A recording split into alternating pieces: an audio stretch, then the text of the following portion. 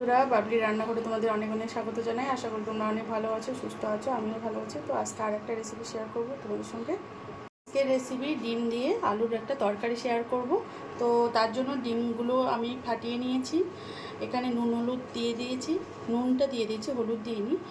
আর পেঁয়াজ কুচি আর লঙ্কা কুচি দিয়েছি, আর আলু কেটে নিয়েছি। চলুন তাহলে রান্নাটা শুরু করি। কড়াই বসিয়ে দিয়েছি, কড়াইটা গরম হয়ে গেছে। প্রথমে আমি অমলেটটা করে নেব ডিমের।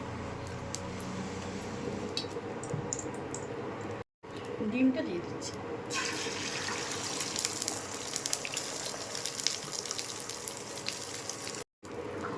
ডিমটা দিয়ে দিয়েছি, ডিমটাকে আমি ফোল্ড করে নিচ্ছি।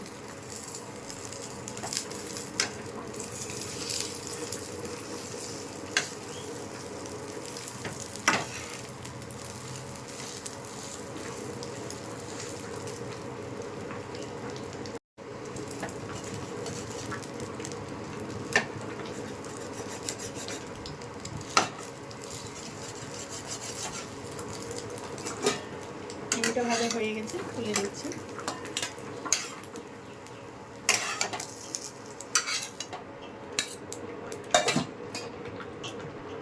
আর একটু তেল দিয়ে দেবো।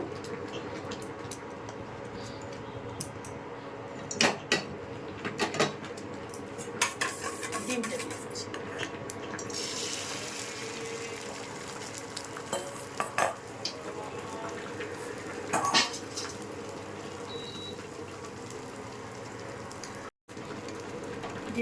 ডিমটাকে আমি ফোল্ড করে নিচ্ছি।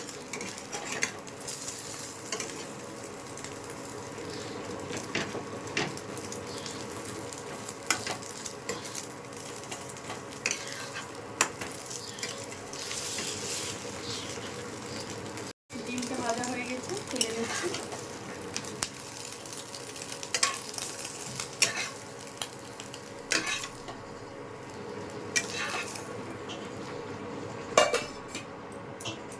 একটু রিফাইন তেল দিয়ে দিচ্ছি। আলু দিয়ে দিচ্ছি, আলুটাকে ভেজে নিই।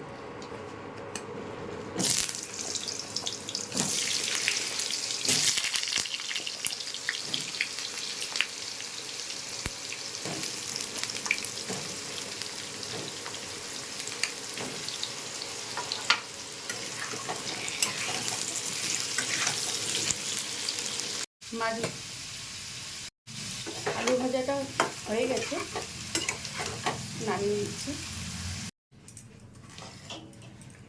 কড়াইটা একটু চেঞ্জ করে নিলাম। তেল গরম হয়ে গেছে, এবার গোটা মশলাটা দিয়ে দিলাম। পেঁয়াজ,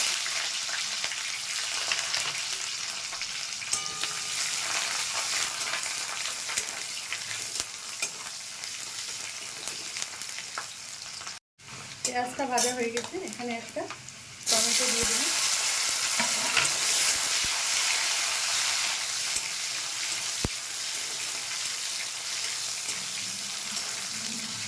একটা মশলা করে নিয়েছি, এই মশলাটা দিয়ে দিচ্ছি। এখানে ধনে, জিরে, রসুন, আদা, পেঁয়াজ সব কিছু দিয়ে আমি একটা পেস্ট করে নিয়েছি, এটা দিয়ে দিলাম।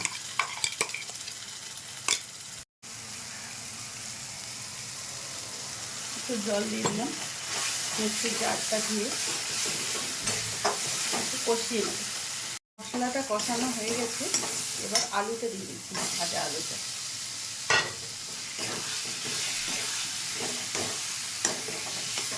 এখানে পরিমাণ মতো লবণ দিয়ে দিচ্ছি।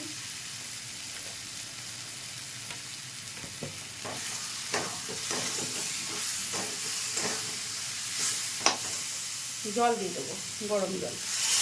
আলুটা যাতে সেদ্ধ হয়ে যায় তার জন্য জলটা দিয়ে দিচ্ছি।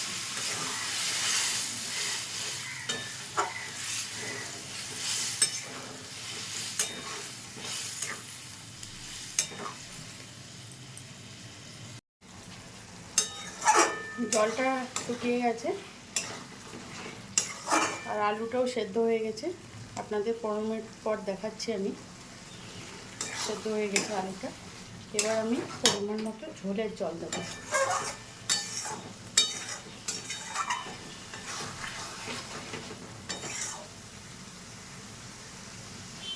ঝোলটা ফুটে গেছে, এবার ডিমটা দিয়ে দিচ্ছি।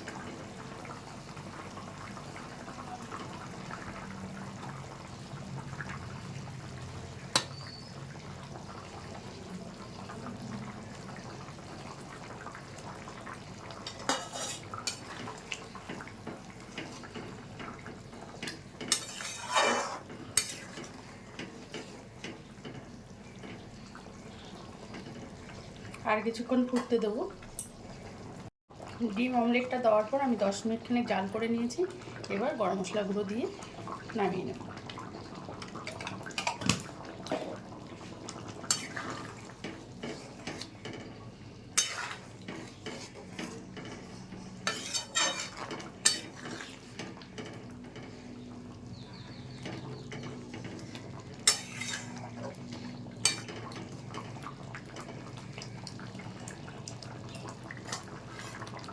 গ্যাসটা অফ করে দিচ্ছি। দেখুন বন্ধুরা, আমি ডিমের ঝোলের রেসিপিটা নামিয়ে একটা বলে সার্ভ করে দিয়েছি, ছোট বলে, আর একটা এখানেই বড় বলে ঢেলে নিয়েছি। তো আজকের রেসিপিটা কেমন লাগলো কমেন্টে জানাবেন। সেদ্ধ ডিমের ঝোল তো আমরা অনেকেই খেয়ে থাকি, তো এভাবে একবার করে দেখবেন, আশা করি ভালো লাগবে। যদি রেসিপিগুলো ভালো লাগে লাইক, শেয়ার, কমেন্ট এবং সাবস্ক্রাইব করবেন চ্যানেলটাকে। ফিরে আসছি নতুন কোনো রেসিপি নিয়ে, নতুন কোনো দিনে। ভালো থাকবেন, সুস্থ থাকবেন। আর ফেসবুক পেজ থেকে যারা দেখছেন পেজটা ফলো করে দেওয়ার অনুরোধ করছি। ধন্যবাদ।